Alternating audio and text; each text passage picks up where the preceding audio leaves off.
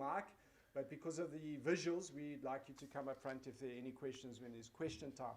All right, so without further ado, the program will now officially begin the program, and as I said, all protocol observed. We've got a lot of officials here, a lot of really excellent guests, VIPs, VVIPs, delegates from all over, plus most importantly our SMEs. They're the reason why we are all here today. So thank you very much. We'll now proceed with the opening. Thank you.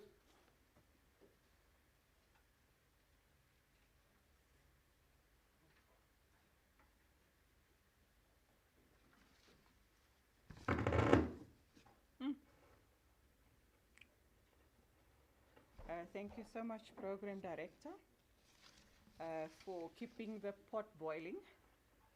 Yes, we are going to start our program now. My duty here today is to do the welcome. Good morning to Honorable Mayor of the City of Tshwane, Deputy Mayor of City of Tshwane, MMC of Development and Spatial Planning, TIDA Board, TIDA CEO, SAEC Board members, speakers, distinguished guests, partners, exhibitors, and entrepreneurs, ladies and gentlemen, and all protocol observed. If I have left out mentioning any other participant.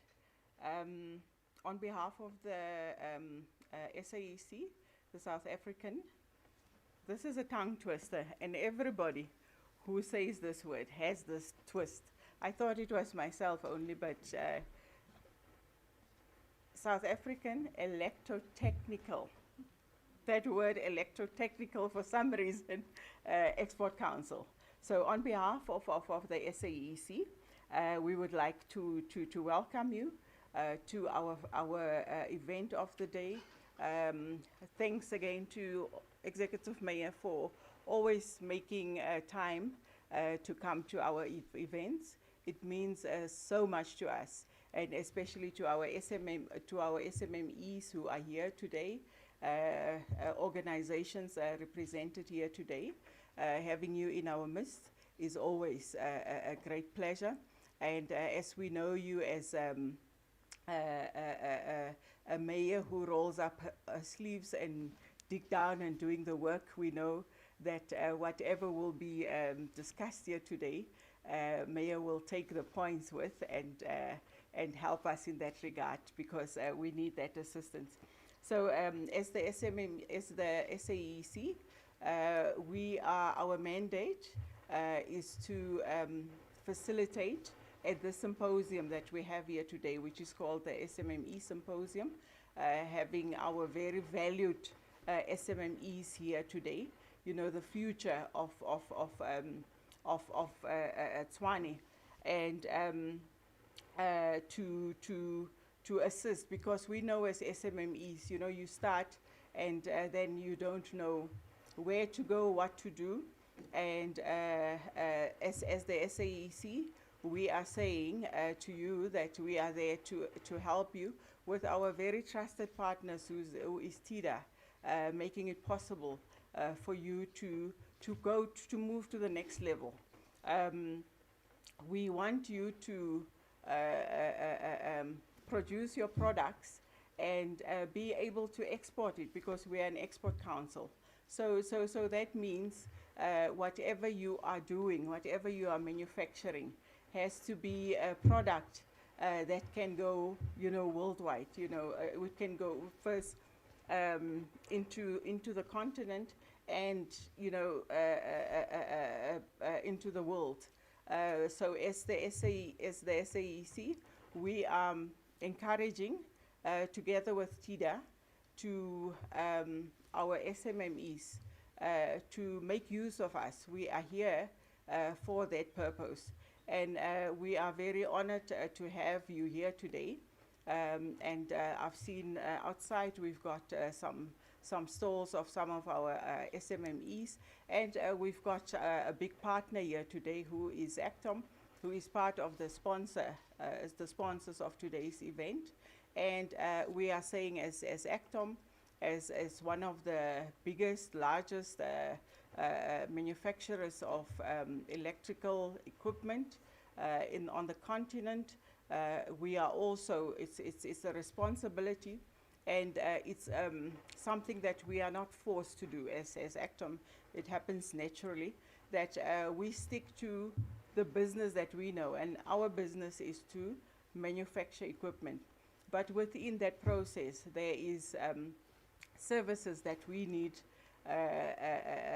to procure, and hence, our SMMEs that are here, we are saying, as Actom as well, we've got our team there today. Please, when you have a moment, interact and tell us what it is that you are doing, and how can we assist. We've got a program where we develop you to get you to a state where your product will be acceptable to us. So as SAEC, TIDA, and now Actom, who's a very intricate partner, in this occasion, we say. Oh, okay. All right. Okay. So thank you very much. And so on behalf of the office of the mayor, I think my welcome is done. If I've left anything out,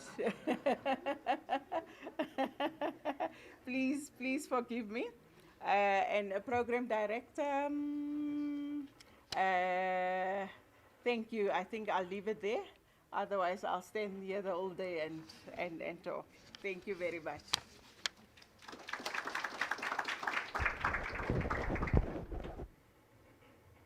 Seems like we have a bit of a sound issue. So just bear with us. We'll try to sort it out. Sound people, where are they? We'll figure them out. And now I've got the deputy mayor. He's the one who's going to introduce the executive The deputy mayor. Yes, You can introduce the deputy mayor. No, you're going to do that because it's protocol, right? He's going to introduce the executive mayor. Yes, So we okay. can call him on stage. Okay. Deputy mayor. Deputy mayor, yes. We'd like to call the deputy mayor to come and introduce the mayor, the Honourable Excellent Mayor, City of Tshwane. Thank you, Deputy Mayor.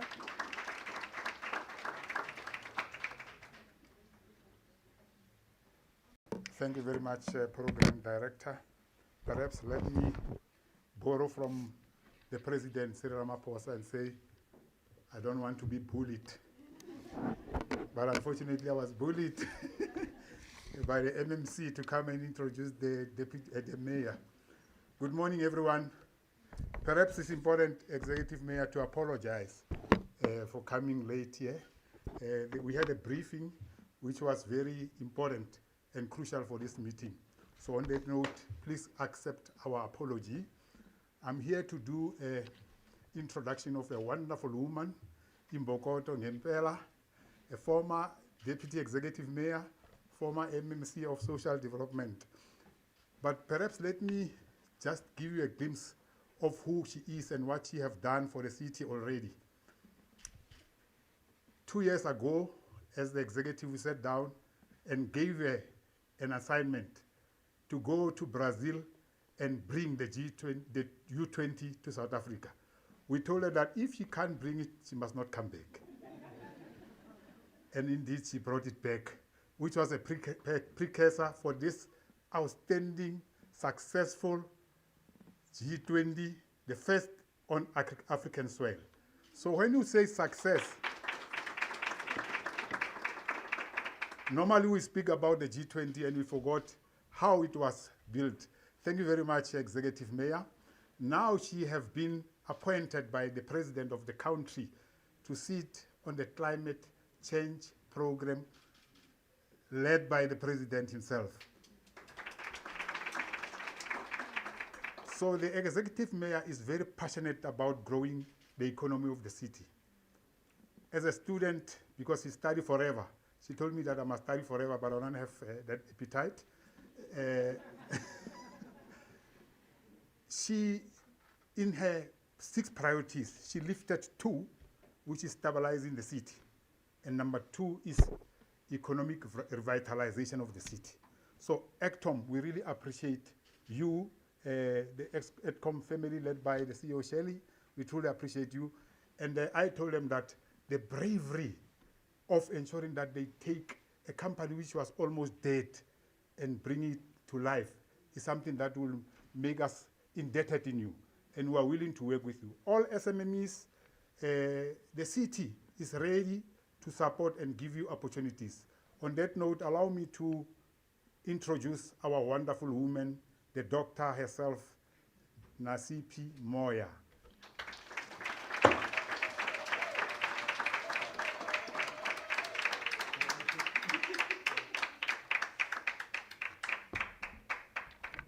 Good morning, everyone. I know there's that clap.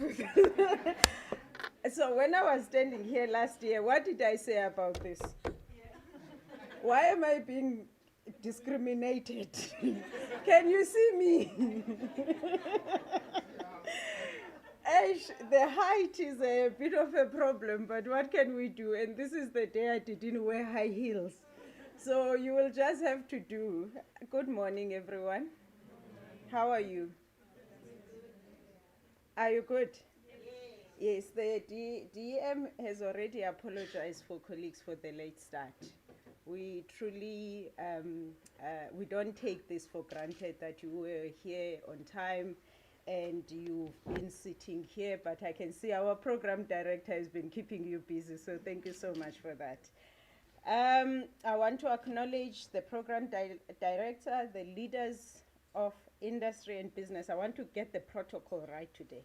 Leaders of industry and business, representatives of SAEEC, the executives from TIDA. We've got a new board sitting here in case you want to talk to them, and the partners that are here from development finance institutions and organized business, the distinguished entrepreneurs and SMME leaders, the members of the media, ladies and gentlemen, good morning. I just want to reflect before I go into what I've prepared to say to you. Yesterday, we had a meeting, and this is the spirit. If you forget everything that I'm going to say to you, if you have to remember one thing, this is one thing that I'd like you to remember.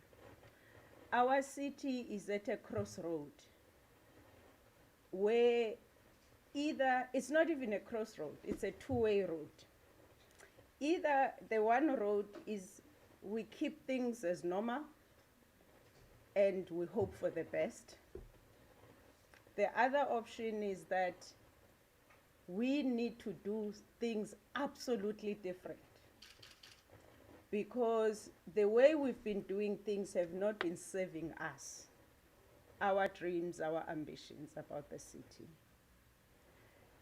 Now, this meeting that we had yesterday, I even reflected on LinkedIn this morning to say, we have an ambition as the city to grow the economy of the city. And it's the easy part is to put the strategy together. That's the easy part. And we said, investors, please bring us between 17 and 26 billion rand in investment. Then we have investors that were first in the queue to say, please, we want to invest in Tshwane.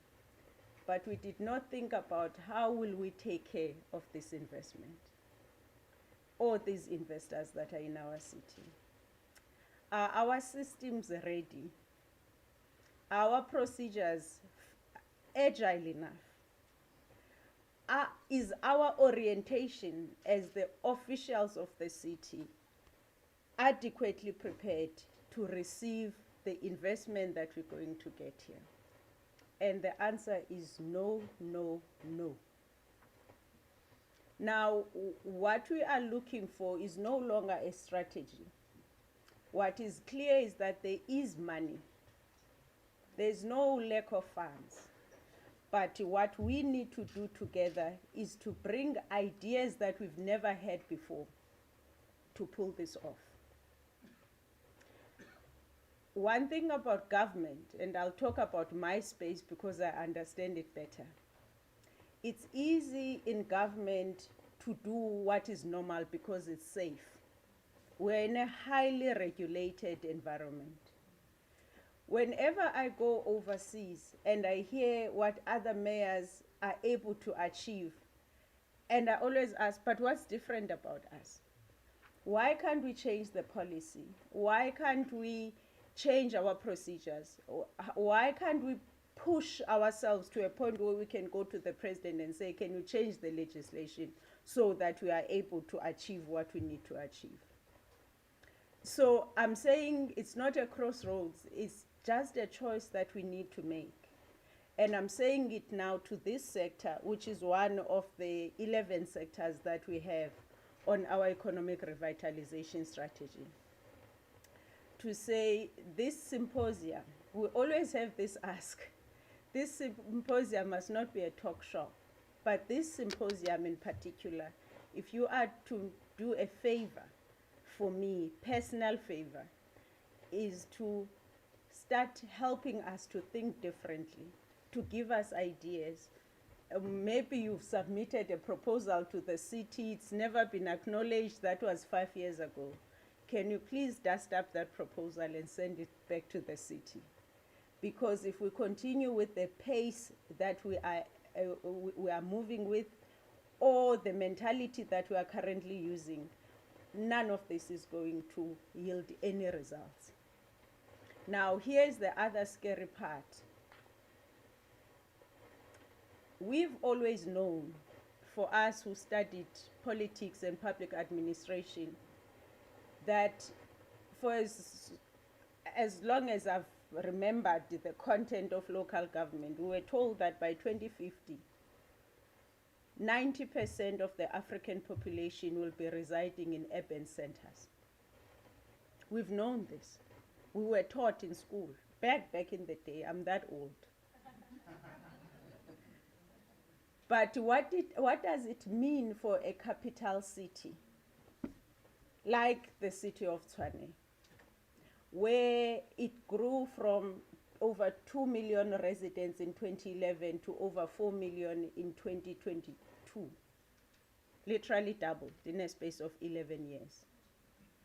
What is it that we need to start doing differently that we have not been doing differently for us to assure the next generation that they will be fine? That's what we need to do now. To our grandchildren, how will we make sure, as the people that are in this room who've seen the light, how will we make sure that they will be okay? If we were to write a letter to your grandchild, dear grandchild, I assure you in 2050 you'll be fine. What are the decisions that we need to start making today that will get us there?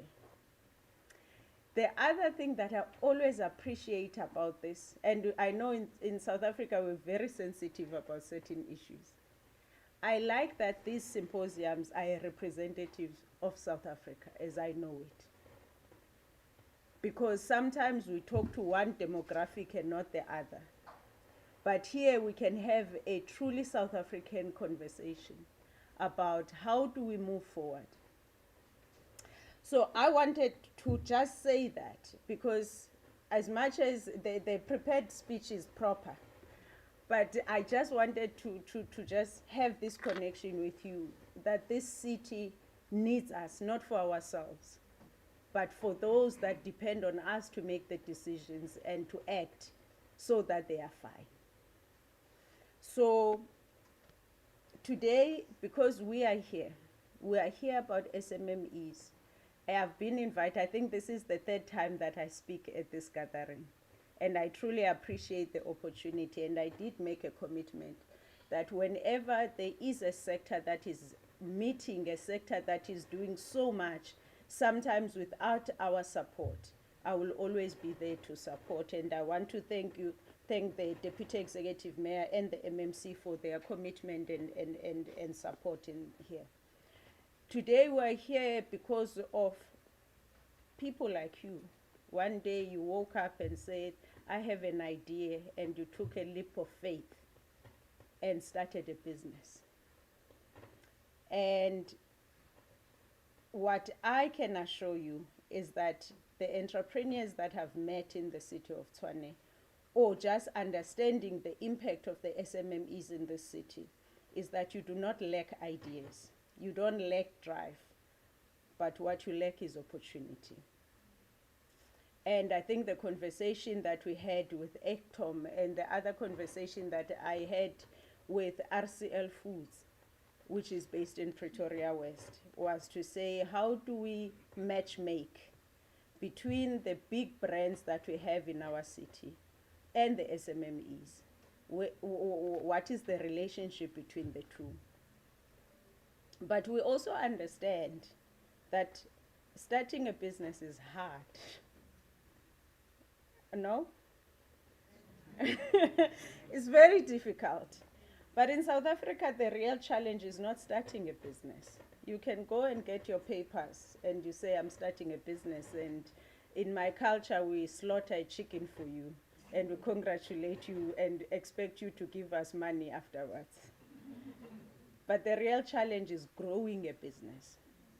We've seen most businesses, when we were reviewing the debtors book with the Deputy Executive Mayor as we were preparing for the debt relief scheme last year, how many of the businesses are on our debtors book because they didn't survive COVID.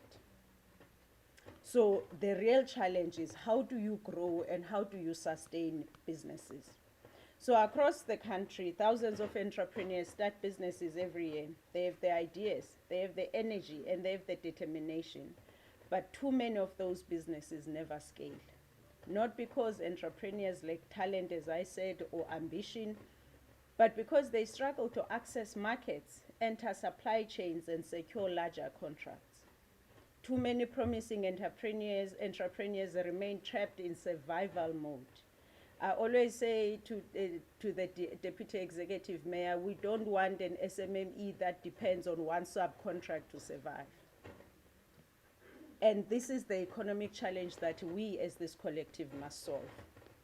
But before I go further, let me highlight 3 factors about Tshwane's economy that should matter to every investor, entrepreneur, and policymaker that is in this room. First, Tshwane is one of the 3 largest metropolitan economies in South Africa, contributing more than 500 billion rand to the national economy every year. We contribute 9% to the national GDP and 25% to the provincial GDP. Secondly, our city is home to over 240,000 registered businesses, ranging from multinational manufacturers to emerging township enterprises. Third, Tshwane hosts one of the largest concentrations of engineers, scientists, and technical graduates on the African continent, with more than 200,000 students enrolled across our universities and technical institutions. Taken together, these 3 facts tell a powerful story. Tshwane is not only a seat of government, it is one of Africa's most important centers of industry, research, and innovation. In Tshwane, this challenge matters deeply because our city is not only the administrative capital of South Africa.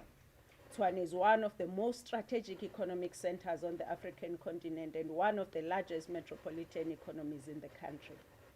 The Tshwane metropolitan contributes, as I said, 9% to the national GDP.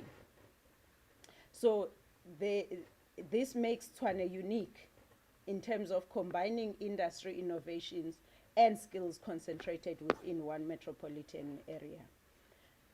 Our economy is anchored by globally competitive industries and institutions. We have Ford in Silverton. We have CSIR, which is one of Africa's largest research and technology organizations. We have Denel and Aerospace Innovation Clusters. We have Tshwane SCZ, I saw the CEO here. We've got the world-class universities, which include UP, TUT, and UNISA. Taken together, this ecosystem makes Tshwane one of the largest knowledge and research economies in Africa. Few cities on the continent combine advanced manufacturing, high-level research institutions, technical universities, and government decision-making centers, all within a single metropolitan economy. This creates enormous opportunities for innovation-driven industrial growth. But the true strength of a city economy is not measured by only large corporations. It is measured by the strength of its entrepreneurs. Recent economic analysis shows that 34.6% of all SMMEs in Gauteng are located in our city. That means our city hosts one of the largest concentration of entrepreneurs in Gauteng. These entrepreneurs and enterprises operate across sectors such as manufacturing, construction and electrical services, logistics and transport, etc. These businesses are the heartbeat of our economy. They create jobs, they support families, they drive innovation, and they keep our local economy alive. Across South Africa, and this is why it matters, there is a national economic imperative in this conversation. Across the country, SMMEs account for over 98% of all formal businesses and contribute between 30% and 40% of national GDP. So the small in S, in the SMME, it does not matter now. You are the role players. There is no small in what you do. Most importantly, small businesses are responsible for the majority of private sector employment in the country. Yet, South Africa continues to face a profound economic challenge. Our national unemployment rate remains above 30%, with youth unemployment significantly higher. I'm told yesterday it was announced that it's at 62%. Exactly. You can just think the impact of that 62%. Where are they? What are they busy with? How are they keeping themselves busy? This means millions of young South Africans are looking not only for jobs, but for opportunities to build livelihoods and enterprises of their own. In this context, SMME growth is not simply a development objective. It is central to South Africa's long-term economic transformation and stability. Countries that have successfully grown their small business sector build economies that are more resilient, more innovative, more inclusive, and cities play a decisive role in this process. So we are not only putting this responsibility to you, we say hold us accountable as government. What is it that we need to do to assist? Across the world, it is cities, not national governments, that drive innovative ecosystems, industrial clusters, and entrepreneurial growth.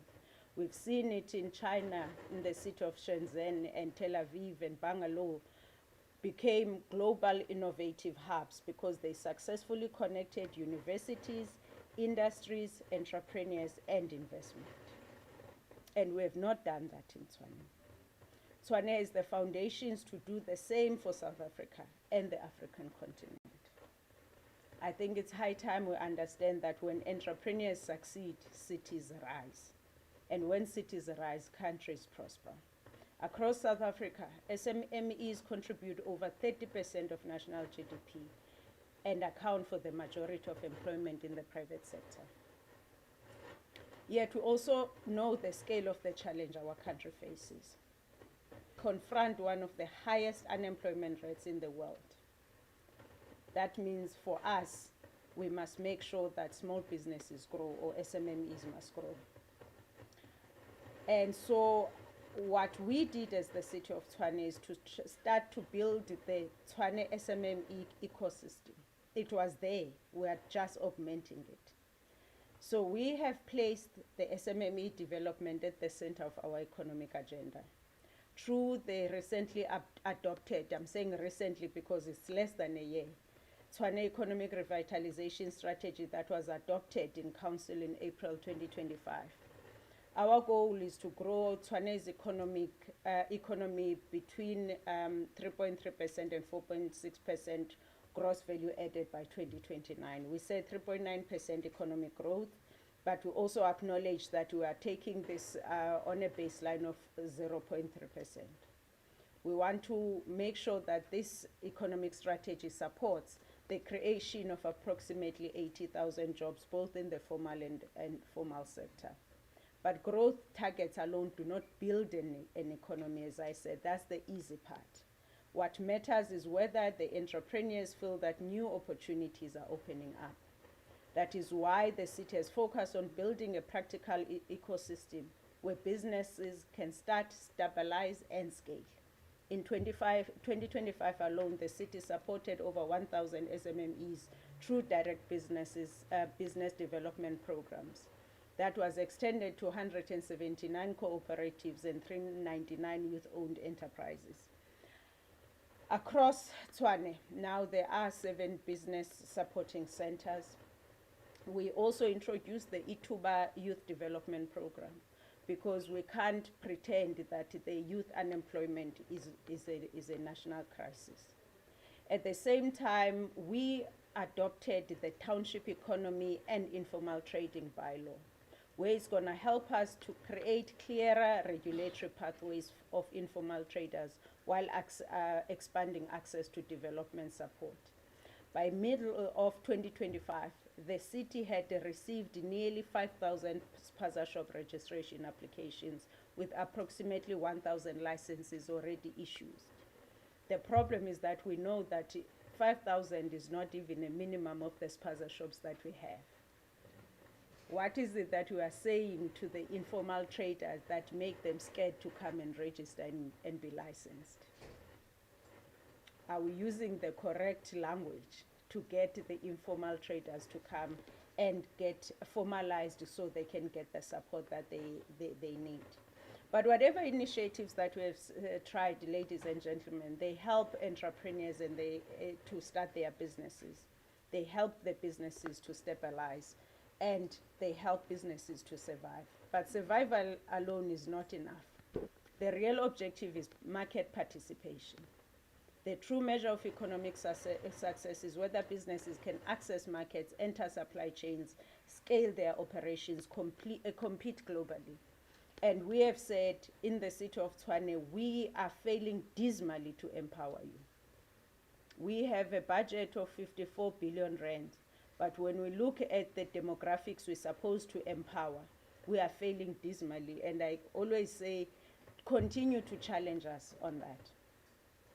So for me, ladies and gentlemen, I wanted to share these thoughts with you, that you don't only focus on the space that you are occupying and the businesses that you have an appreciation of the city of Tshwane as a capital city, but also as a capital city that has an obligation in terms of the constitution to make sure that we have an economic development in the city. But that economic development is not for us. That economic development is for us to contribute to the GDP of the province and the country so that we can transform our country. But the question is, what is it that we need to do together so that I don't repeat the same speech next year? That next year I can say, this is what we said, this is what we agreed, these are the suggestions and policy recommendations you've made. This is how far we've gone, this is the impact that we see in the work that we do. But I don't want, because normally when we talk about SMMEs, it's as if it's some charity over there. I want you to get out of that mentality. And you need to push government to drop that mentality, that SMMEs are just looking for handouts, that you need more than that. You need systematic changes. You need the legislation to change in order for government to be able to empower you. But there is something that, I always challenge, to say government has a convening power. Challenge us to use that convening power to your advantage. We can call you in one room, but you can't call each other at this scale in one room. When you say we need to have a conversation among each other, just call us and give us a venue and leave us. We can do that for you. What worries me about this city as a last point is that we continue to operate in silos and in our different corners, and we are not transforming the city at the pace in which we're supposed to transform it. We still have a responsibility to transform this city so we can transform this country. but we will not be able to do that if we are still singing from the different hymn sheets.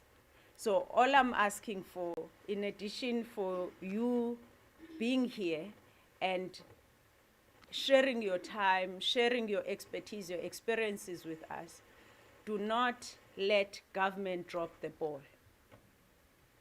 Use your powers as our constituencies to ensure that we deliver on what the Constitution has obligated us to deliver. So I'm truly appreciative of being here, and I'm looking forward to the engagements. Thank you so much.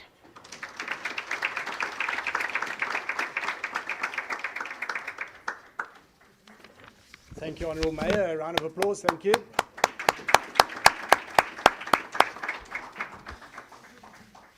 Thank you, Mayor. I think that was very, very clear, a very mature assessment of what's required.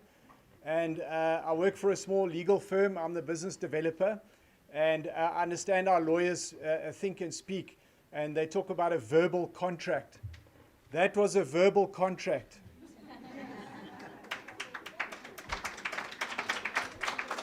Enforceable.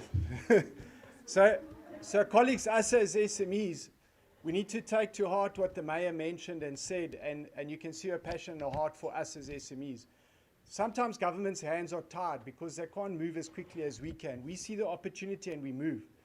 But if you are not engaging with government on a regular basis at all structures, all levels, you are not going to get things done the way you want them to be done.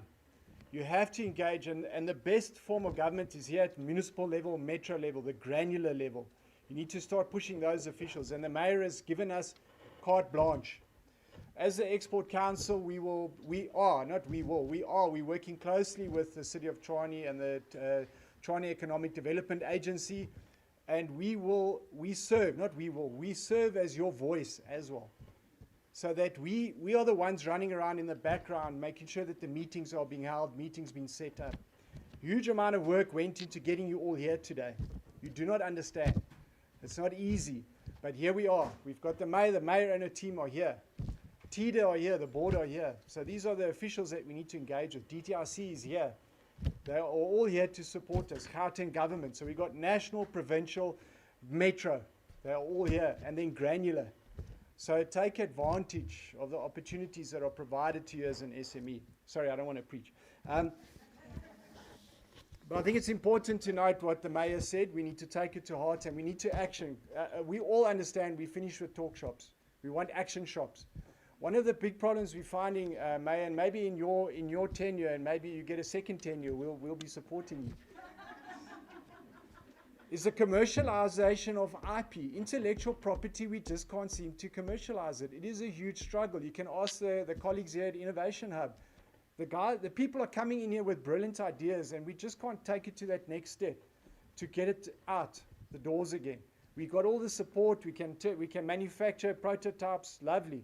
But to get it to where it makes money for that inventor, that's where there's a major challenge.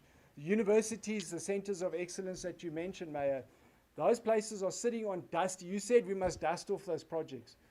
They've been dusted off and dusted off and dusted off, but still there's just no traction. So I think as a City of Tshwane, I think we need to serve as a center of IP commercialization excellence going forward. And then also one of the other things that we talk about as the Export Council is we talk about South Africa being the jump-off point into Africa. We need to change that narrative as well. Tshwane must become the jump-off. We must granularize it, bring it down, make it real. On that note, we're now going to call up the 4 SMEs, our 4 special SMEs. They've gone on a long, hard journey to be able to come here and speak to us about their journey. So the representatives from Afrison, Volta, and Retusing and QP Drone Tech. Please come forward to the front here. We'll be questioning you and asking you around what makes you so special. What's your story? What's your history? And we also encourage you to be frank and real about your experiences. Please come up. Frank and real about your experiences. The audience loves to hear the struggle stories. and to understand what got you to where you are today. Thank you. Just watch out for the steps there. Yeah. And then in the meantime, we'll try and sort the sound out. Mayor, we do apologize. Sound quality. We had the engineer. His name is Norman. I don't know what he's going to do. Norman's run away. He's going to go buy a new microphone or something. I don't know if it's a microphone or the... I don't know if it's this.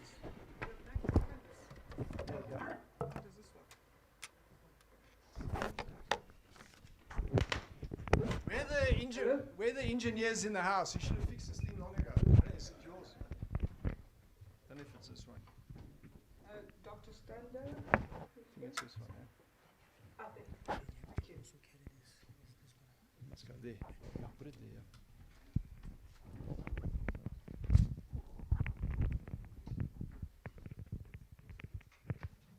Thank you very much and good morning. They asked me to facilitate the ISMM easier because if you ask them to tell their stories, right, we might all be 5 o'clock still listening to the stories, but it is worthwhile, those long discussions. But we asked them to come and share with other maybe struggling or emerging their stories of what made them as special as they are. I'm very proud to say that I think all of them, maybe outside of AfriSon, have went through the TIDA assistance program as well at various stages.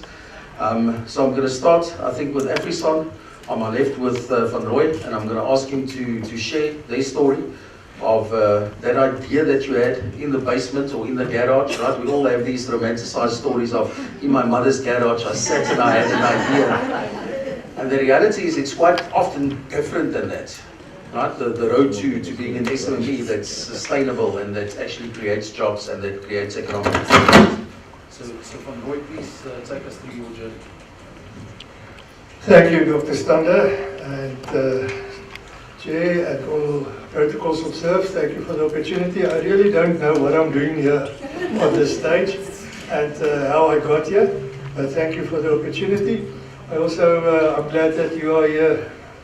There are two thorns between the roses here, so thank you for the opportunity. My name is Van der Roy. AfriSon started 15 years ago with an idea. It was just when LED lighting started to be a thing. It was kind of a new technology, and I had a plan to start importing LED lights from China, and that's what we did. Started very slowly. Throughout the years, we as a company had no funding except from our own bank at one stage with an overdraft. So we had to do it small and just keep on grafting and slowly try to grow. We started with importing LED lights. At that stage, obviously the technology was not so advanced as it is at this stage. And we started with doing ESCOM projects, ESCOM rebate programs. Here in 2011, 2012, there was a lot of rebate programs where ESCOM actually got people to not use their product by helping them to save energy. And we did a lot of ESCOM projects, but luckily I realized that one should not build a business just on one client. Someone else mentioned it also earlier today. And we started with supplying electrical wholesalers. But throughout, at that stage anyway, the imported products had a quality issue in Africa. Our electricity was, and maybe still is, not as stable as European electricity, and products failed. And that brought me to the idea to start own manufacturing. We started that in 2016. Also as a part of a Gauteng Department of Infrastructure Development project with health facilities in Gauteng, where local products, locally manufactured products were preferred. And that's where we started manufacturing of our own products, LED lights. And obviously it's very difficult to compete with imported products, especially in the residential and commercial markets. And we slowly moved over to industrial and heavy industrial lighting. And that's where Afrison is at this stage. We think that we made inroads after COVID. Obviously, any company that survived COVID can be grateful. We survived due to the fact that lighting in mines was deemed to be important enough so that we could continue after that first lockdown period to start manufacturing again and supplying the mines. So that kept us alive through COVID. And these last couple of years, we really made some inroads. Also, we're starting to export, but if I quickly can say a bit about our local successes, if one can call it that. We did that Gauteng Department of Infrastructure Development on the health facilities. We did actually a lot of government work, but nothing in Tshwane, come to think of it. So I'm just looking at this table. Okay, thank you, Van Roy. That was a very nice story. We supplied street lights to King in Polokwane, in Leboa, but nothing yet. Nothing yet in Tshwane. We also recently won a tender on the N3 between Durban and Pietermaritzburg, and that's a big step for us to get our lighting approved for that kind of highways. We also had some success recently with exporting, and it actually started with supplying another South African company that deals with mines in Zambia. We also got some inquiries from Namibia, and we supplied abattoirs in Namibia. And usually with word of mouth, we first supplied Namib poultry, and then another abattoir beef or saw our lights working there. And recently we supplied 2 mines in the north of Zambia, Kansanshi and Kalumbila, with open pit mines, and that's really kind of spectacular lighting. So what I would like to convey here is that here in Tshwane is a manufacturer of heavy industrial lighting, street lighting, high mast lighting especially. And we've also expanded a bit our services to include the supply of other energy solutions like solar and generators. At this last year, we supplied generators on a rental basis for a specific event to Loftus Versveld with that Springbok Test match last year. For everyone that do not know, that all these big stadiums, they go off grid supply before a big event onto generator supply, because apparently they trust that more than the grid. We also supply Supersport Park for T20 events, generator services, etc., and also signal distribution within the stadiums to all the television sets in the what's a losie in English? A box. To all the boxes, etc. We also do commercial lighting, audio-visual solutions, screen boards, electronic screen boards to schools, etc. And maybe I should close with that. We are extremely confident and we believe in the future of our country, of Tshwane, of the possibilities. We are here because we want to be here and contribute and to build local manufacturing. We believe, and I can really keep you busy for another half an hour with the advantages of local manufacturing and how that employment works to everyone, to people paying their school fees and the municipality, so that the municipality has managed to buy lights again from Afrison, etc. So that circle. But that's more or less our story. At this stage, we are ISO 9001 certified. All our products comply with all applicable legislation, and we have 43 permanent employees, and then a couple of contractors that we use on projects. Thank you. Thank you very much, Van Roy. I just want to ask you two questions. Ian, remind me, Loftus, in which city is it? Yes. No, I hear this SME saying no, they haven't done any work in Tshwane, but Loftus, it's like in Tshwane, right? Yeah, but I know, but it's not government work. But you know, for government work in Tshwane, you know, AfriSon, you might go to Afri Langa, right? You can also use Ilanga, or maybe Letsatsi. I don't know, right? So sometimes they say a change is as good as a holiday. But thank you very much, Van Roy. Next, we're going to ask Daphne from Retuseng. I always greet them very, very cautiously, right? Because they make their living working on live wires.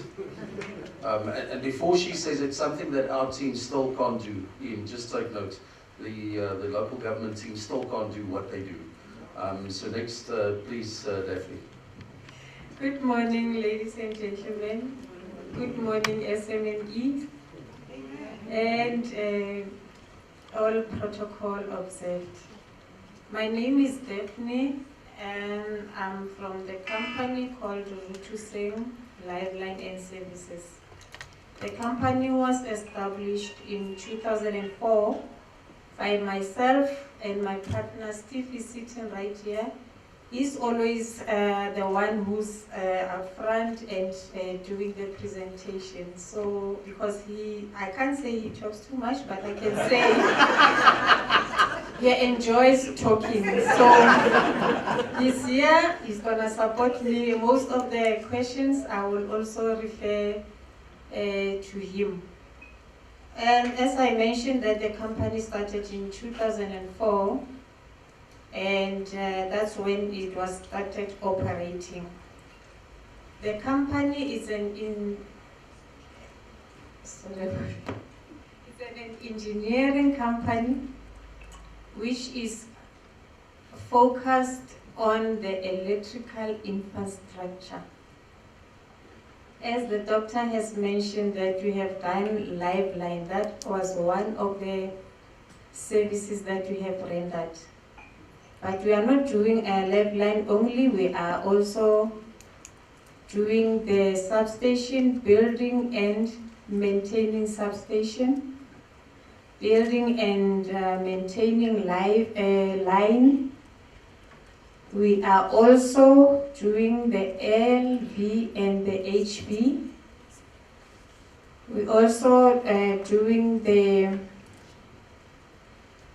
what do you call it? I forgot.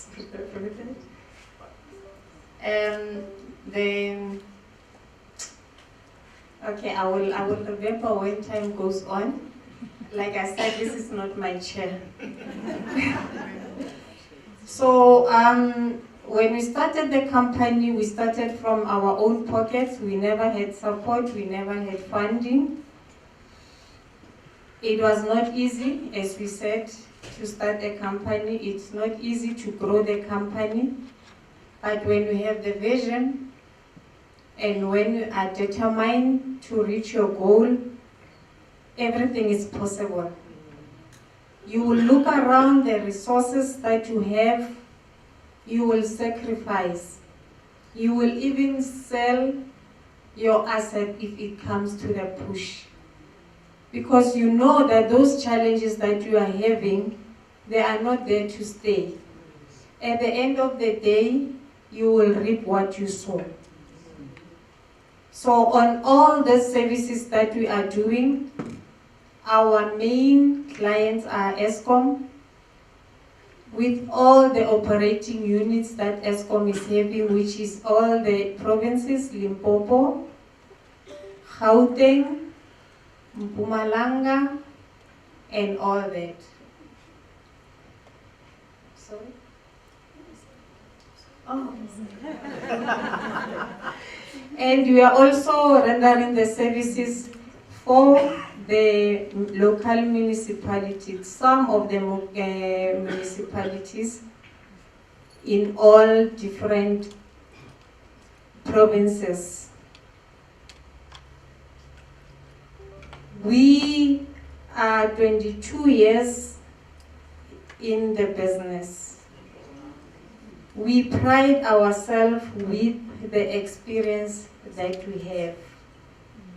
As we said, it's not easy, but we are here where we are now. All the services that I've rendered, I mentioned that we are rendering, we didn't start with all of that. We started with one, which was Lifeline. Lifeline was a very, very challenging system. We were the first black company to render that service. Normally we know that when we do the maintenance on the line must be off. You will all agree with me that when there's a maintenance, we all receive the mandate that between this time and this time there won't be electricity because there's maintenance. But with Lifeline, it is not like that. The line is still alive. You can continue doing whatever you are doing while we are busy on the network. It is, I would say, a dangerous system, but we have done that. We have 0 incident on that.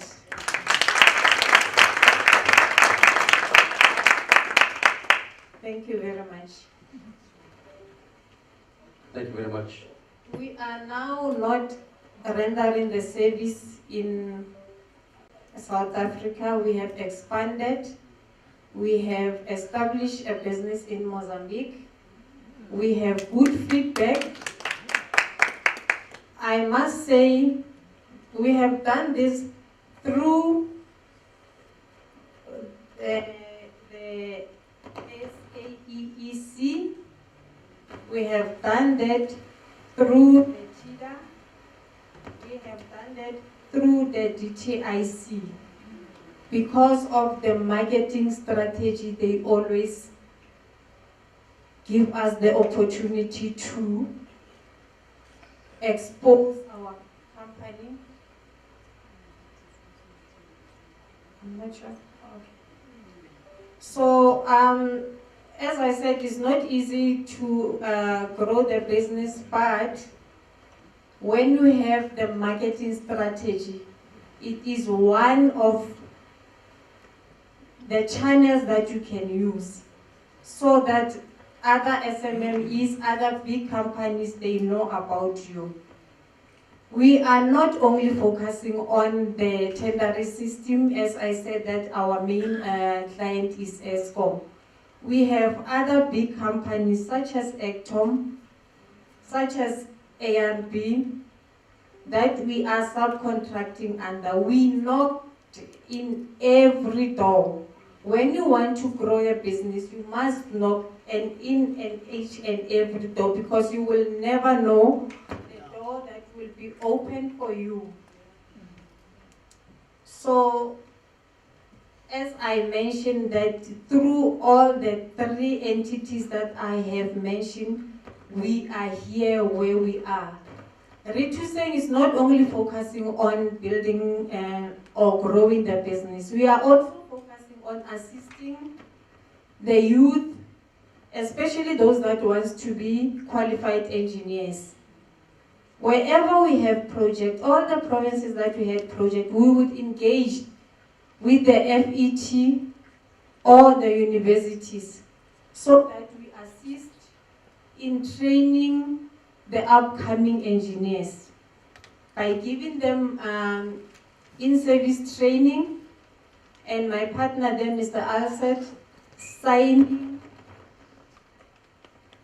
their logbooks and absorbing them for a period of 6 to 12 months for their training, so that when they go back to the universities, they are be able to get their qualifications and be qualified engineers. So one of our goals is also to give back to the community. In all that was said, Doctor, I would like to say thank you, and that should be the end of my presentation. Thank you very much, Daphne. Just one question for you. How many people do you employ? So now we have 37. We had 54 before, but due to some challenges, we have actually had to go down. But us being here, us doing the presentation as we are doing now, we know that after here we will be on around 60. Thank you very much. I am not going to ask them if they have contracts in the city of Tshwane. I might be getting into trouble. Next is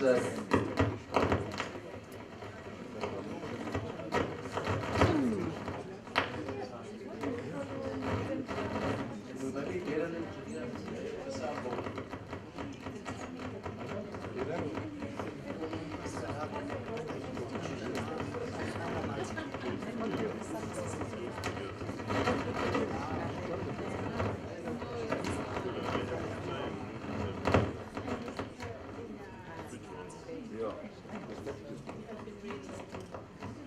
So they said we must use this one. Let's see how it goes. I'll pass it back. So the next one, tell us the stories. And 2 years ago, at this very spot, I went to her and she said, you messed up her name. I said, no. She knows why I called her Grace. It's one of TIDA's very well-known ambassadors, Kathy from Voltaire, and we're eager to hear your story. Thanks, Kathy.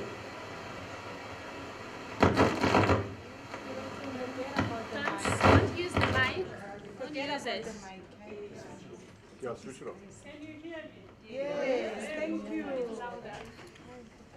Good afternoon, colleagues from Protocol Observe.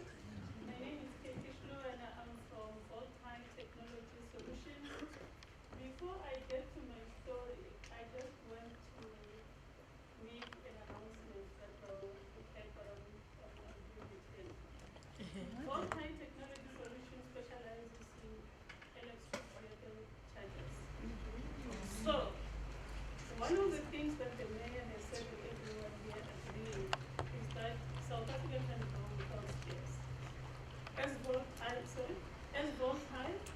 we want to donate one EV charger to the innovation hub.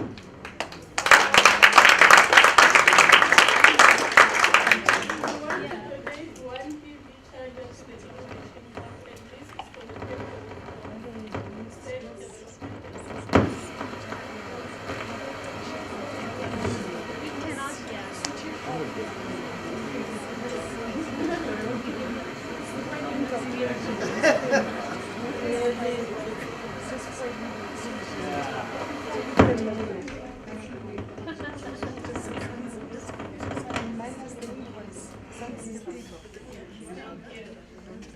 Let's try that once again. Bit louder.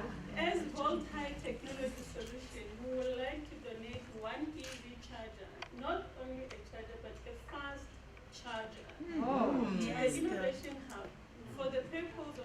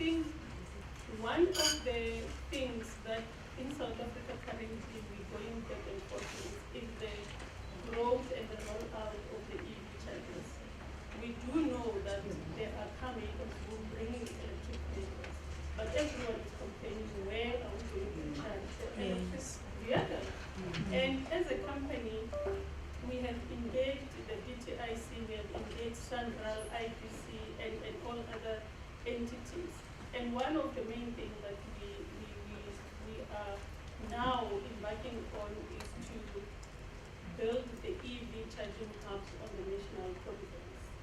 The Department of Transport has visited Kenya and Ethiopia, and they have seen the charging hubs in Ethiopia and Kenya, and they asked them, how can South Africa partner with them to bring those here? And they told them they involved the technology. You have both high technology solutions in South Africa. The very same partner that it's supplying us from China, it's a partner with both high technology solutions. And then we took the conversation with the Department of Transport further. And we indicated to them that no, we don't want to bring EV chargers in South Africa as a full unit. We have a MOU with the AITC in Rwanda. There is a space for an assembly plant. And that is what we pride ourselves with, to say we want to be a company that's going to establish and assemble the first EV charger in South Africa, in the city of Tshwane.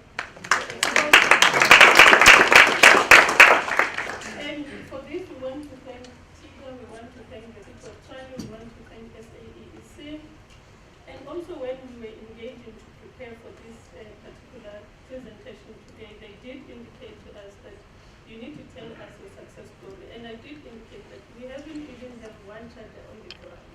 But our product is a product that you can trust. It has gone through all the assessments and the approvals of the NRCS. It has been exhibited at the SA Auto Week, has been exhibited at the NEV Summit. Our competitors were there. ESCOM was there. We have chargers that can give you data, real-time data. As you charge it shows you how you decrease carbon emission. And that on its own, it means it's a benefit for the country because for the carbon credit that the country will have. So with these words, I just want to indicate that City of Tshwane has SMEs, we're going to drop the S very soon, SMEs that can bring industrialization back. And not industrialization, but industrialization in the green mobility, industrialization that will contribute in the reduction of the carbon emission, industrialization that will build skills that will make South Africa competitive, industrialization that will contribute in the automotive industry, and industrialization that will grow the EV market, not only for City of Tshwane, not only for South Africa, but for the continent. And with this way, my care is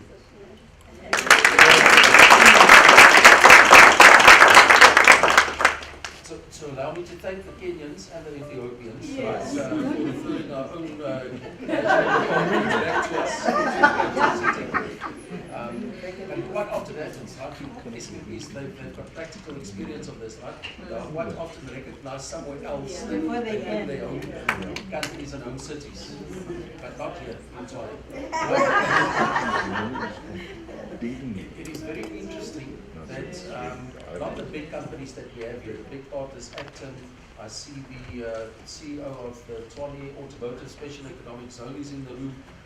So I know Ford here, I know their OEMs are here. So not them, but other big companies struggle with skills development programs. Yet our SMEs, right, are leading and are at the forefront of transferring skills to young people that want to enter the industries. And I think this is something that we really need to attenuate because it is an advantage that we have. Thank you very much. Just to make a last point on that point. So we are a team of, we're a very small team that is in the kind of like corporate level. And then we have another team of 16 youth who have IT and engineering background. We did a virtual training for them here in South Africa, and then we took them to China for hands-on training, and we continue to receive virtual training. We use them most of the time when we have exhibitions that they want to move the product, they connect them, they can even share most of the information with those who are visiting the stand. We're at the SA Auto Week, we're at the NEV Summit. Anything that Tshwane does in the SAEEC, TIDA, they always would like us to come and share our knowledge. So with that, I just wanted to say that from the skills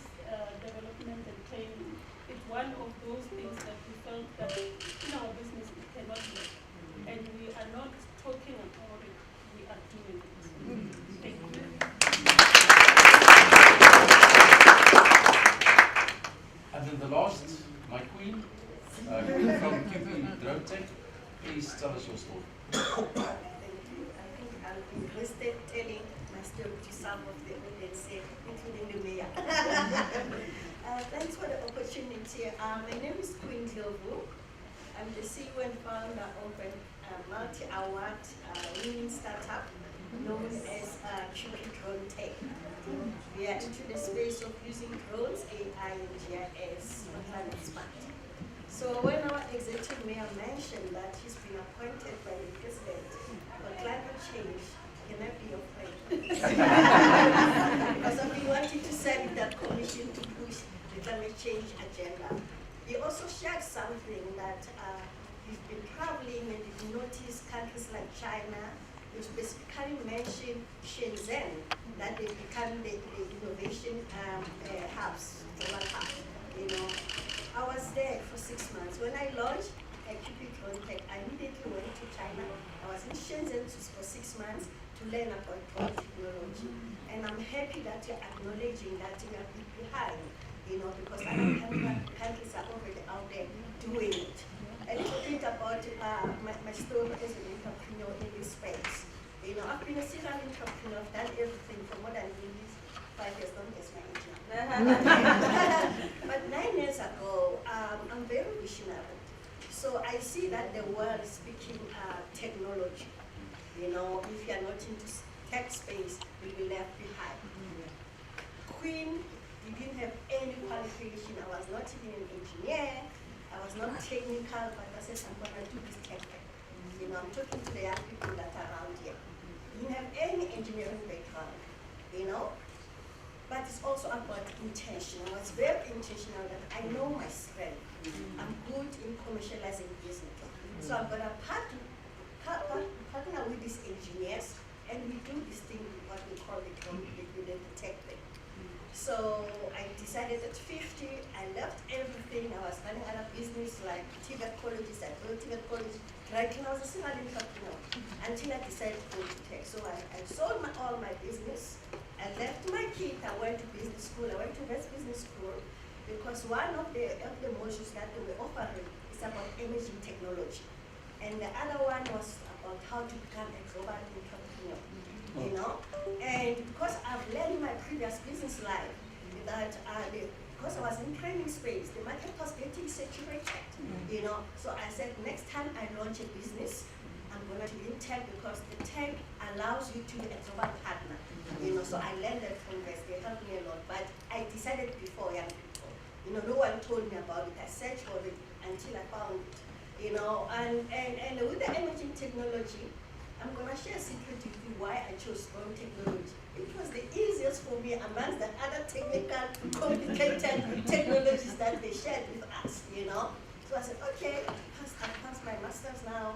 I know what drone technology is about, but I want to be a global player. That's why Cupid Drone Tech, when we say we call ourselves born global, I want to be international. So I chose a country that was very popular 9 years ago, which was China, in the drone business. I went there, I stayed there for six months in Shenzhen, and I was so impressed how they do this drone thing. Their business model is about having a corporate office. Next to it, there's an academy, which is used by the employees to upskill and skill, but during the weekend, it's open for young people to know about the technology. And on the side, there's an industrial center where they're building this thing. Obviously, I was so excited. I came home, I'm going to do this thing. You know, hey, 2018, there I was all over talking about I need to build drones, you know. It was difficult. For 2 years, I couldn't get support. The investors, they said, they heard about this thing, so many money, but they're not sure. And they say my ask was too capital intensive. And it's something that they're not sure about the answer, you know. So and then after 2 years, what I realized that I'm not winning with this thing, you know. I pivoted to operations, you know, drone operations. And I must say, I need to acknowledge someone who's, I hope his name is Jack Shulubane, whom I met when I attended the conference. So I'm showing up young people, I'm talking to young people, I'm so passionate about social impact. You know, this young person, that it's important that you show up. Because I attended the conference in Devon, you know, I met Mr. Jack Shulubane who's the one who drove this technology to the next level. He said, Queen, you know what? You've been talking about manufacturing. Let's let us do the drone services operations because I have the experience, you know? And what also he said that that resulted in our traction, that let's use drones for disaster preparedness. Because people are using drones, they think that the drones can deploy when the disaster has happened, you know?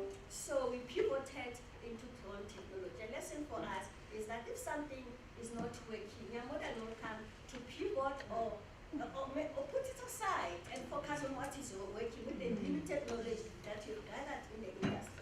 So we decided to use drones and AI for disaster preparedness, you know, and that helped. It paid off because now I'm proudly announcing that people that knows that, of course, in the industry, we have become a thought leader in using drones for climate change, you know. And how do we do that, you know? It's for intervention because we wanted now to be a thought leader. So we use every opportunity that we have. Number one, as part of us wanting to become big in disaster preparedness, we will identify areas that are prone to disasters, you know? Because for us is to protect the infrastructure. Climate, we have huge infrastructure like the atom of this world. I'm pitching to you by the way, guys. Or protecting the local communities, you know, so we fly and expose all those vulnerabilities. For instance, we'll say there's no evacuation site, you know, or the building has leaks and all of that. But guess who gave us that first opportunity to try that project? City of Johannesburg Mayor.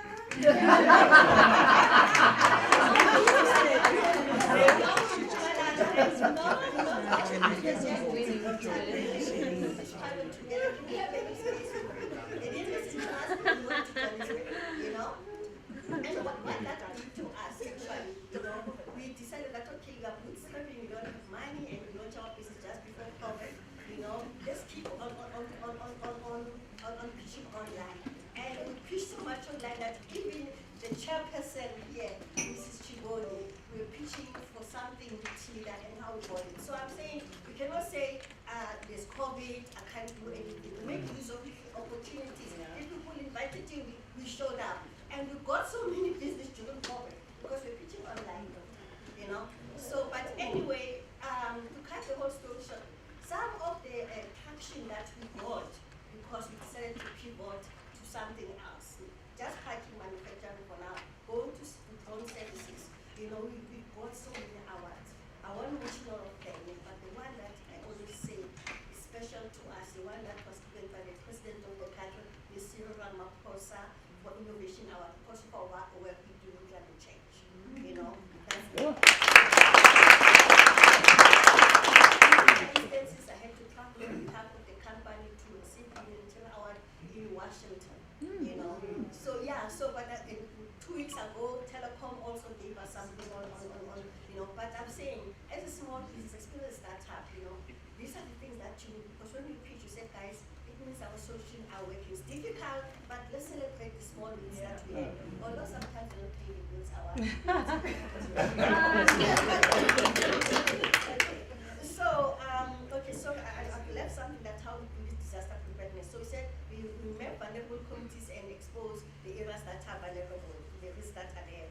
But also we believe in partnering with local, we say power of the local. So we identify unemployed youth within those communities that are always affected by disaster. And we train them either as drone pilot so that they specialize in using drones for climate change. But you know that as long as you've got one qualification, you can do facilities management, you can do 3D modeling. Just that we say that opportunities will be big there as well, you know? So that's second intervention. But what gave us more traction is that we are known for hosting annual SADC-based conference on using emerging technology for climate change. I'm humbled to say that even the Minister of Copter declared our conference open, and next day we're heading to Namibia. But always my heart becomes so familiar that everyone is there in our conferences, you know, UN agencies, corporate, some type of this world government, but I don't see anyone from City of Jalapost except me. But I'll appreciate that. We saw a pitch at our conference on disaster management. I'll appreciate that us, you know. And the last intervention for us to be a thought leader in disaster management, industrialization that my colleagues were talking about.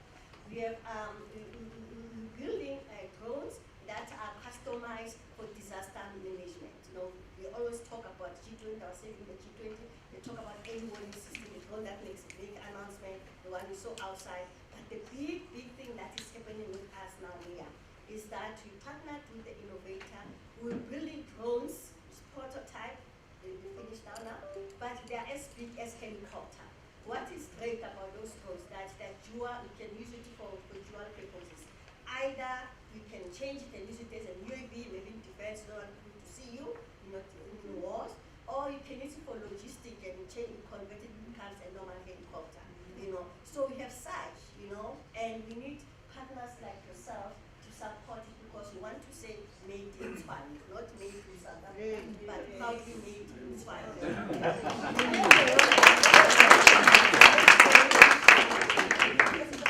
So the challenges that as a business that we have, of course, is access to market. Hence, we are here. But we are saying that, for instance, City of Tshwane, we did masterclass on climate change, and we're saying let's do the risk maps with you, so that if the other disasters, you plan accordingly because you know what you are dealing with. You know, so it was challenges for us, and we're asking for facilities. We launched the first drone soccer in South Africa. Drone soccer is also a sport, like a normal sport, and our youth is competing globally except Africa.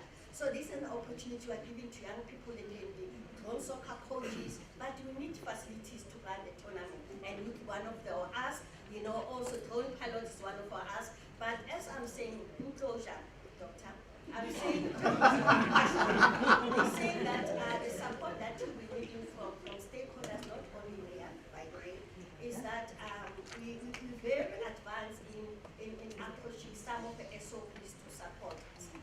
For instance, because of this big drones that we built, you know, we approached them for the second time, by the way, after Chinese things now, we went back. They're giving us a manufacturing facility because the site that we are using is a bit small. But we need some of the stakeholders, especially from the office of the mayor, to support us when we go there, because we repeat, things don't happen. You know, so we appreciate that if you have a private course with you to identify all those SOEs that others are just asking for letter of intent to access funding on our own. Yeah, but thank you. Thanks, Tida, for supporting you and for supporting people. We went to Zambia because of you. You know, I don't know, Sasa, they did so many things. The list is, and we always shout our name when we are not there. But thanks to everyone. And thanks to the team and Mr. Jack. Thank you.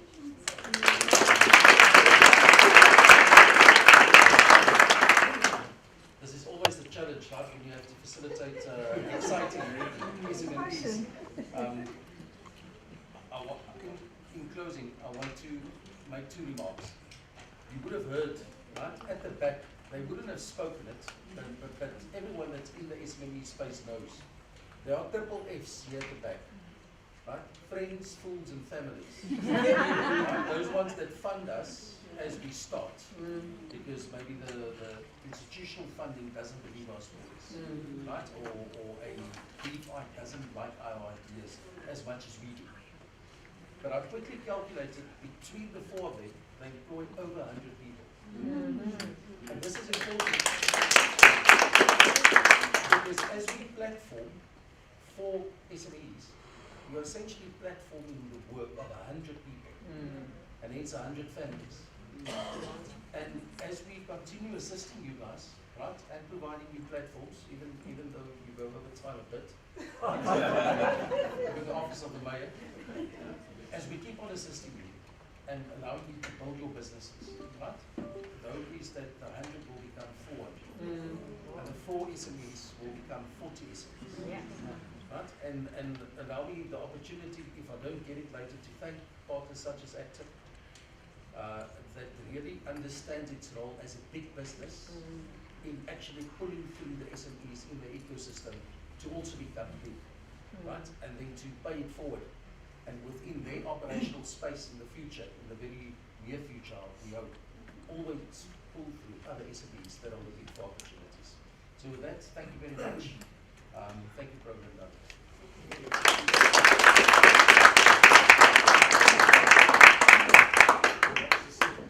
I don't want to lose our SMEs. Mayor, I must apologize. I must apologize, Mayor, because yesterday when we briefed the SMEs, they were very shy, they didn't want to talk, we had to draw it out of them. And I don't know what effect you've had on these SMEs, but they just proved their gossip. So while the types of SMEs, there's the SMEs that are based here in Tshwane, and there are the SMEs that wish to be here in Tshwane. But in the audience here today, before you came in, we were introducing ourselves to each other. So we've got a big mix here from government sector. We've got, even Eskom is here. Let's give a hand to Eskom. Even SARS is here. DTRC is here. The GDDA is here. The people that count are here from the public sector side. Tshwane Economic Development Agency, they're the scouts. They're sniffing out the opportunities for you, Mayor.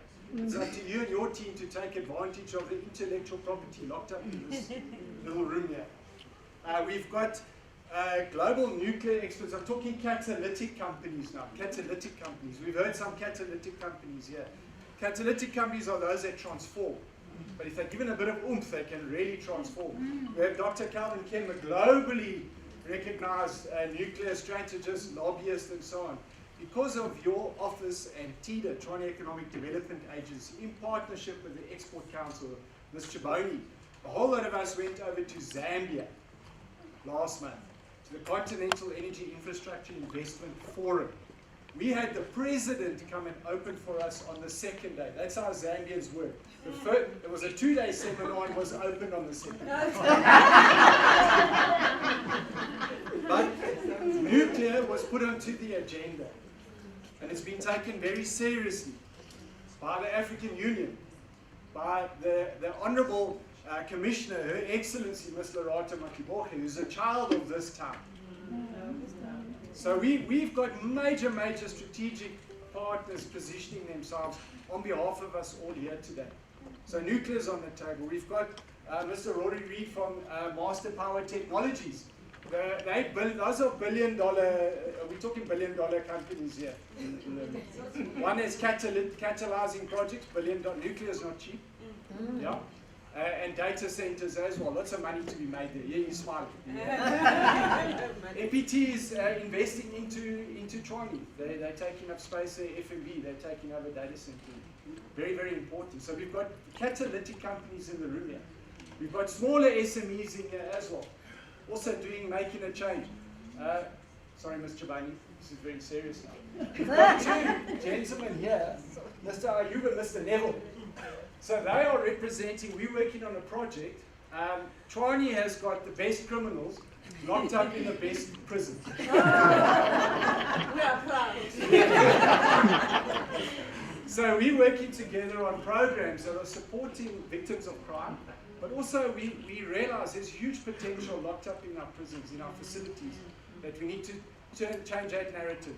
So we are focusing on youth that are incarcerated, youth that are on parole, women and youth. And as they come out, where do they go? You told us there's a huge unemployment problem. What are we doing with all these people? So there's major opportunities for change, true change, sustainable change. So these are the kind of people we've got floating around here in the room here today, May. So before you run away, you need to just look at them. Make sure you know what the mayor looks like. Support the mayor. I won't say for elections, but support the mayor. She's made verbal commitments to us, so we have to support her. Otherwise, we've got to explain to the next mayor.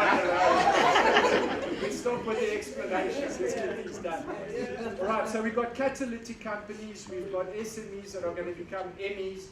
A very, very important thing for SMEs.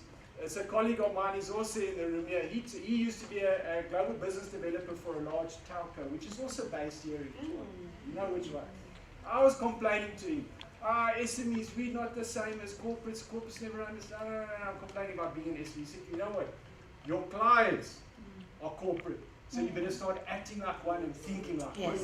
Amen. So guys, let's happen. SMEs, let's make it happen. Yeah. All right, I think we're going now to the next item on the agenda. That's the presentation from Actom Group on the reopening of the Pretoria West Transformer Plant. Are they around? Well, you're going to present it to us, sir. You look like a real engineer. He's actually 21 years old, but doing stuff in the energy sector in this country. Thank you very much for that, yeah, and good afternoon everyone, and all protocols observed. I think I've got 5 minutes, so maybe I could just give you a quick overview of Actom, the bigger business, and then I'll funnel into how we ended up in Tshwane. So Actom is a large South African multinational focused on manufacturing. It's one of the few companies, larger companies in South Africa that really believe in the manufacturing sector within the country.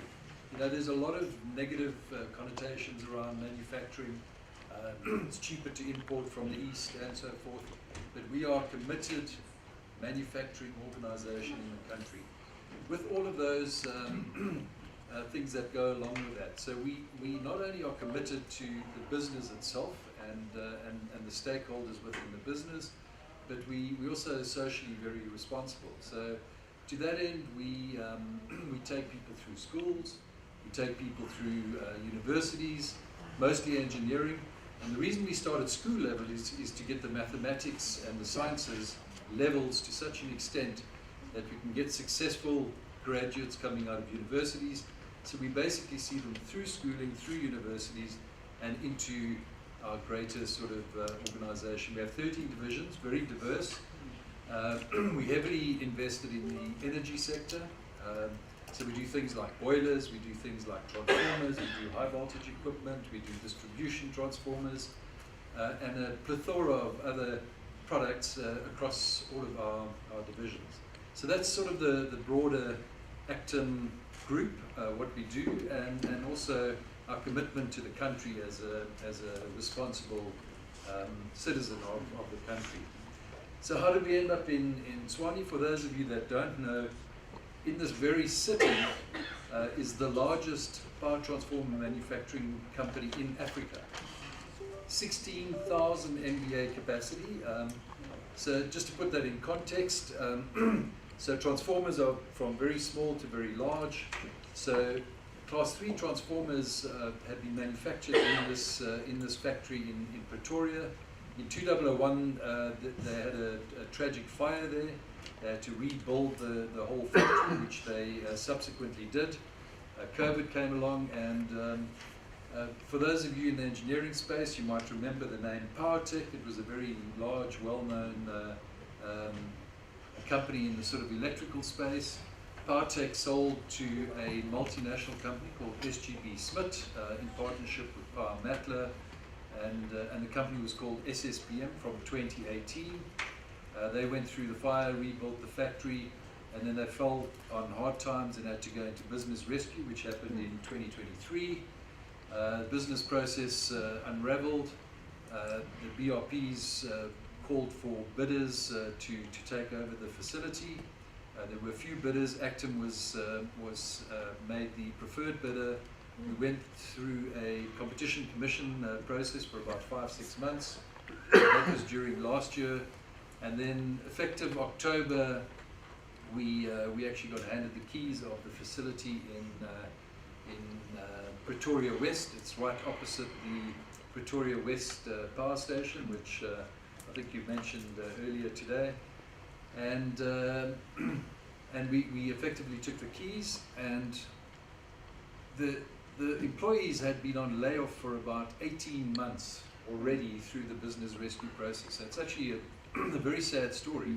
This fantastic world-class facility not producing any transformers for a very, very long period of time.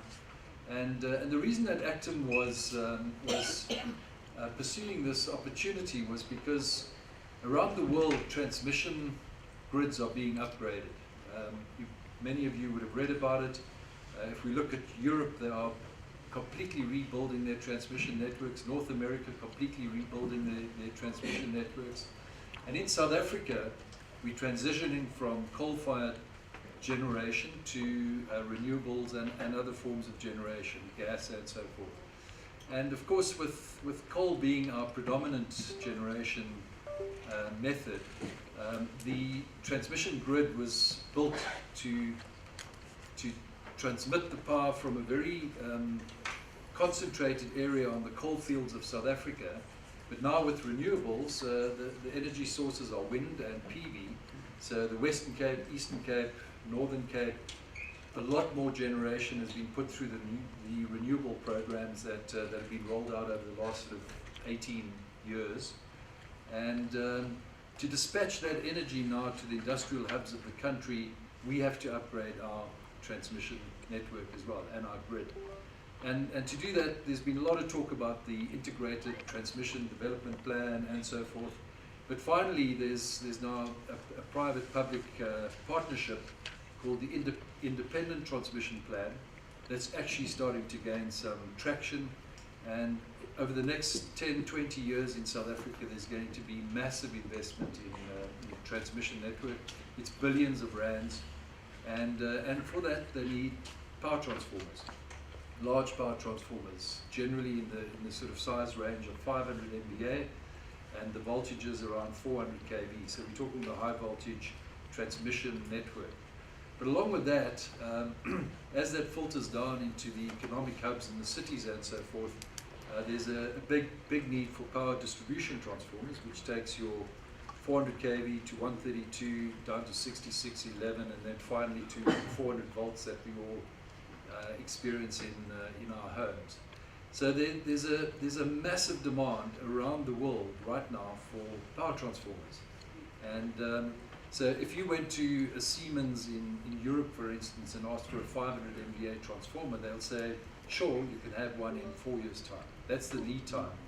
So the lead time is incredibly long. And yeah, we have a factory in this very city that can manufacture those products. And there's not one being manufactured right now. There is zero order book in there.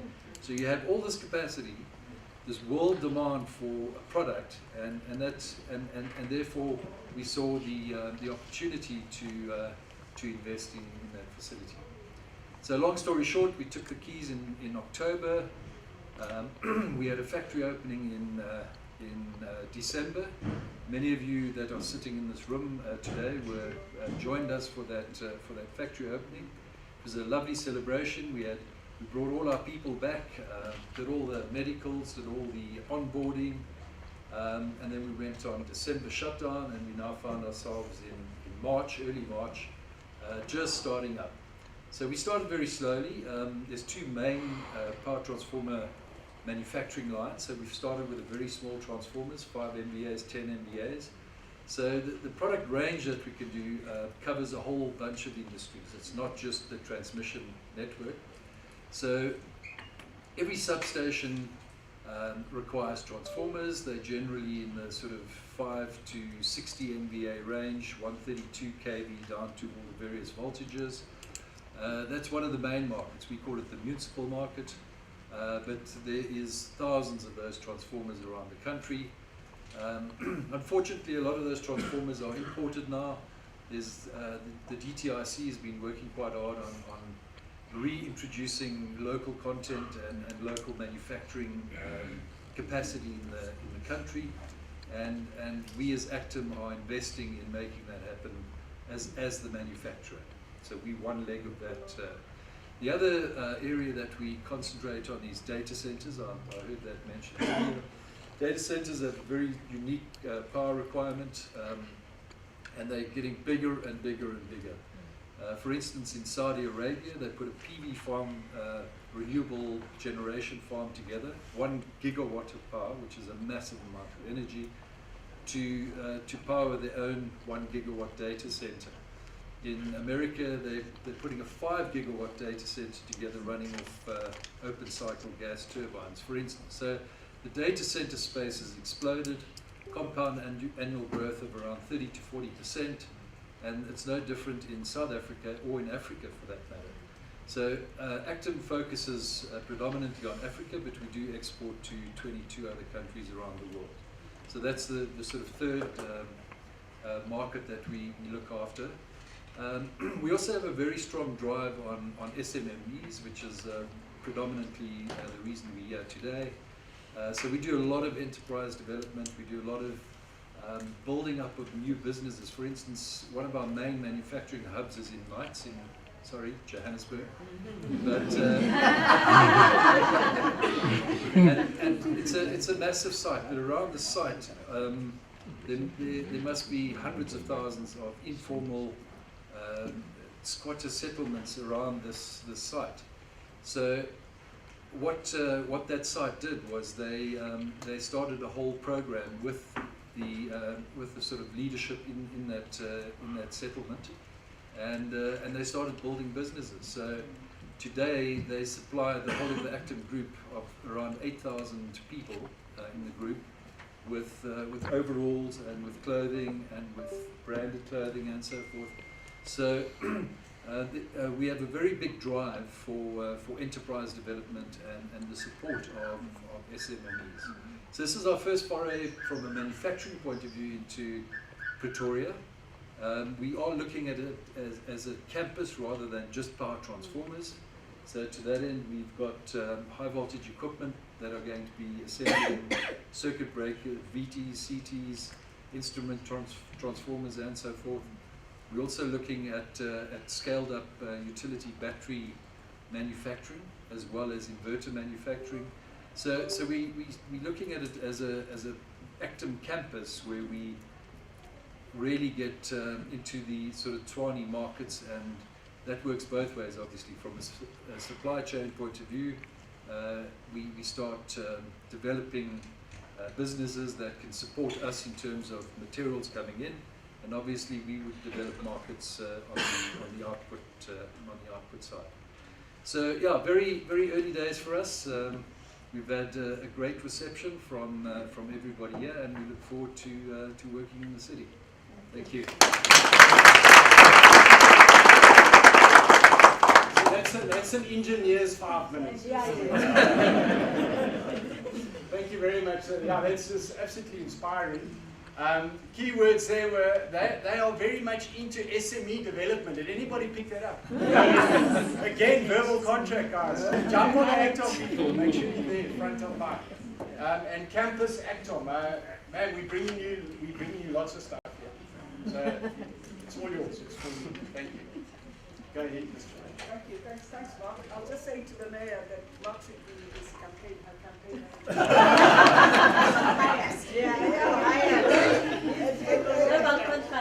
Like a true Mzungu is doing it in a very subtle way. You don't even know you're going to vote for her, but you end up going tick. So I think the next item before we close for this morning's session, because we do need to release the mayor. Actom, a lot has been said. They are our anchor partner from the private sector for this engagement. We started with them at the inaugural. That's why we went and found that the inaugural one in 2023, when we were actually in Outreachville. And one thing about Actom as an organization is that they actually put their money where their mouths are. They walk the talk. So as Mark is saying, for the SMMEs, and I think that it was a wonderful presentation by the SMMEs that sat here, because they told their story, and a lot of that came through for me was, you know, you need to make yourself present. You believe in your product, you believe in what you do. Go and knock on the doors. The Actom team is sitting here. Don't be shy, because you get back home and say, yeah, I must have spoken to that woman. So go and speak to these men and women, and knock on their doors. And the other important one is also networking with each other. I know that Daphne spoke about the story of Retroseng, but it wasn't just them networking with a larger company, but also networking with other SMMEs to do business together. So, but outside of that, Actom also do a lot of good work. Ms. Shauke, who's also the board chair of SAEC, is going to tell you the story that they came to a conference managed by TIDA in October last year, got a request and responded. So this is just also saying to the mayor that, you know, this is not just a talk to, I want to show her that once we talk about certain things, things do happen. So I have the pleasure of calling up our board chair, Michelle Chauke, and the Group Executive Director of Acton.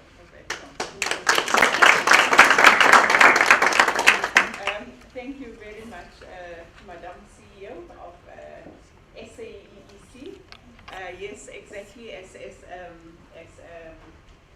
Tiboni has said. As Acton, we say our business is to manufacture our equipment. But together with that, there's so many other things that needs to be done, which we are not experts in. And this is where we are very prone on development. As a woman, if you would ask my colleagues here, I'm sitting on the transformation committee, and I'm driving women. Our group CEO says I must actually go and start a political company for women. But also men and youth. What we are presenting today here is during it was our last conference. Tshwane Women, yes. I was approached, and exactly as Chiboni said, approach us, because sometimes you'll be sitting with a problem that can be solved by somebody who's just sitting next to you. And I was approached by a lovely lady, and she said, ma'am, you know what, we are running a center for women, empowering women in the community. We bring them in, some for sewing, some for cooking, some IT, some, a whole bunch of businesses that women are doing. And they've got a request for laptops or any electronic equipment. So I went back to one of our divisions. So we've got 13 divisions. And they are all huge divisions, and they all have nice budget development budgets. And the John Thompson division responded. They said, no, for now, we can give you 6 laptops that you can hand over to the ladies. And today we are here, I'm here to hand over this laptop to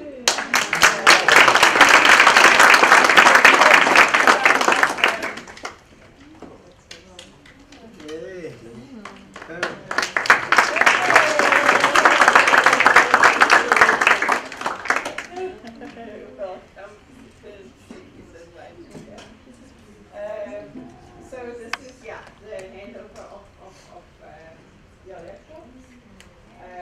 And we will support in terms of, any technical support that you need. Just give us a call and we have our IT coming up to assist.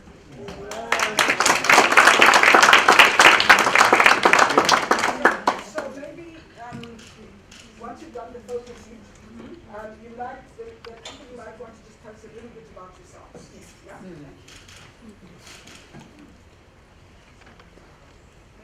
The mayor joined the yes, please.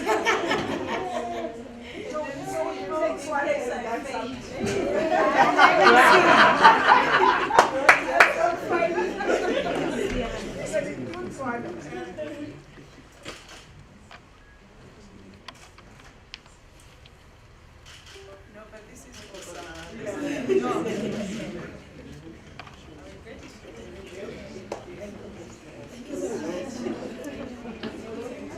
yes.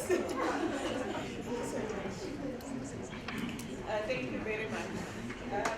You can just let us tell us a bit about thank you so much. Greetings to everyone. All protocol observed. My name is Prudence. As I mentioned earlier, I'm here with my business partner, my CEO. We've been battling on who's going to talk. But we said, you know what, we want to thank you for this opportunity. It came at the right time when we were feeling very low because of the work that we are doing and not being recognized. Just to give you a little bit of a background, our business is called Ladies in Business Network.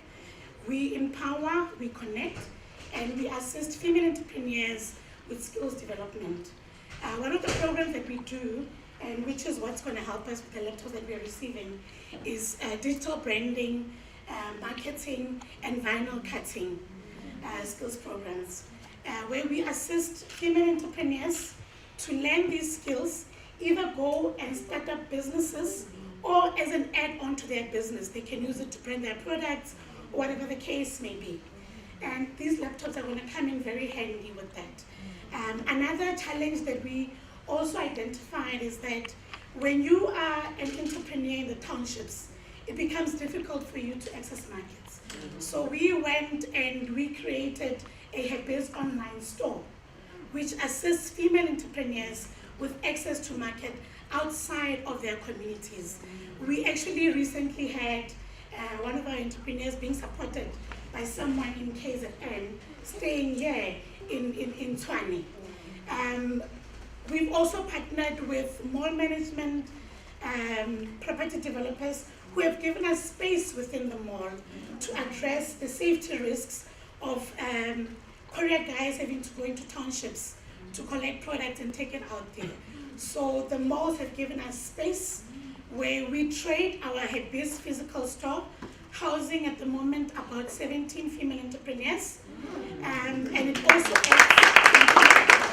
also acts as a collection point, so that it becomes safe for somebody to come and buy your product.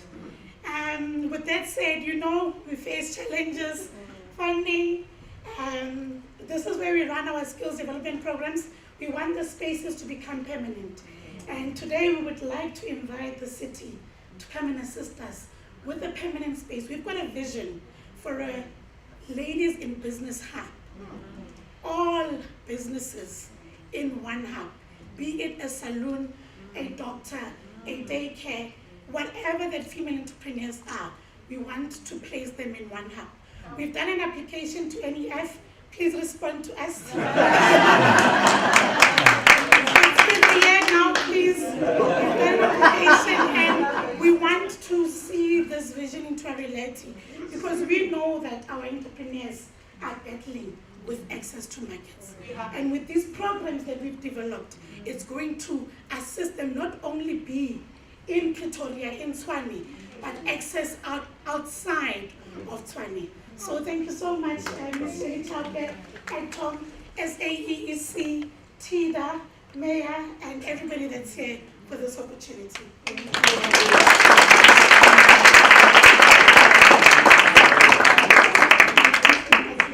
Right, we'll be breaking for lunch, but we just want to first ask Her Excellency Ms. Mayor.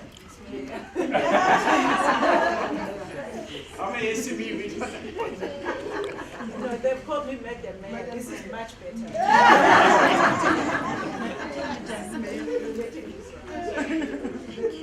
We're just going to ask the special four SMEs to go with the Mayor to go and have a repartee.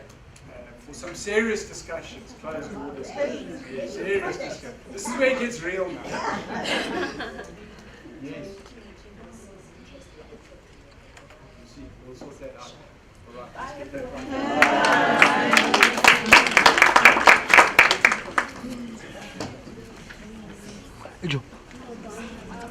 Okay. No, right, let's wait for the Mayor to leave. We're going to do a meeting with these people. After that, Word FM in Easterus would like to give every SMME a special offer of R6 per month for an advert. Let's hear it for Word FM. R6 a month for an advert.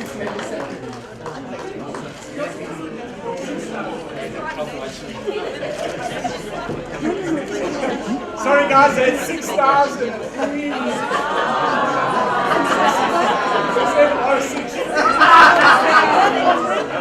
Guys, it's here for the Easterus community. So I'll tell you something, in Easterus we have the South African Creative Industries Incubator. You cannot believe what's being done in that Easterus setting. So we have these centers of excellence all around Tshwane.